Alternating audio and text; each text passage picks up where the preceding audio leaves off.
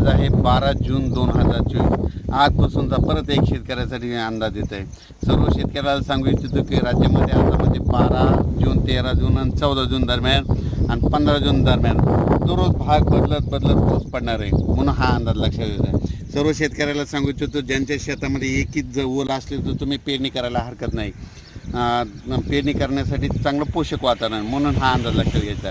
आणि परत एक शेतकऱ्याला सांगतो की म्हणजे आता सध्या खंड वगैरे काही नाही, उगं घाबरू नका. काय होणार आहे, राज्यात पाऊस पडणार आहे.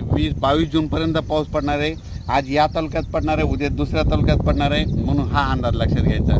सर्व शेतकऱ्याला सांगितलं की राज्यामध्ये फक्त 15, 16 आणि 17 जून दरम्यान थोडी उघाड राहणार आहे, पण विदर्भात मात्र पाऊस पडणार आहे, म्हणून हा अंदाज लक्षात घ्यायचा. एकंदरीत राज्यात परिस्थिती बघितली तर राज्यामध्ये पश्चिम महाराष्ट्र, मराठवाडा आणि तसेच या भागामध्ये 12 जून, 13 जून, 14 जून, 15 जून दरम्यान ओढे नाले वाचतील तसं आणखीन एक पाऊस पडणार आहे. काही काही ठिकाणी वाहुणी पडणार आहे, मुसळधार, कुठं रिमझिम, कुठं पेंडवालता पाऊस पडणार आहे, म्हणून हा अंदाज लक्षात घ्या. विदर्भातल्या सर्व शेतकऱ्यांसाठी आनंदाची बातमी.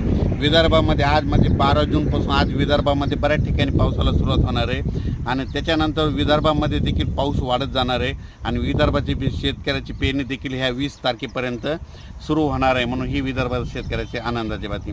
परत एक राज्यातील सर्व विभागावाईज घेतलं तर सर्वात पूर्व विदर्भात आज म्हणजे 12 जूनपासून पूर्व विदर्भामध्ये पावसाला बऱ्याच ठिकाणी सुरुवात होणार आहे.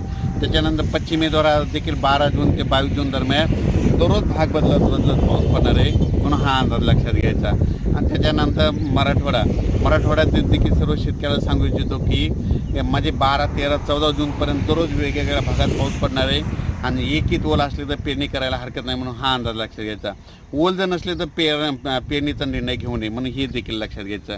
त्याच्यानंतर सांगायचं झालं तर सोलापूर, सातारा, सांगली, नगर, नाशिक, धुळे, जळगाव, त्याच्यात बुलढाणा, जालना, परभणी, अमरावती, अकोला, हिंगोली, वाशिम, नांदेड, लातूर, बीड या भागात देखील ह्या 3-4 दिवसामध्ये चांगला पाऊस पडणार आहे, म्हणून हा अंदाज लक्षात घ्यायचा.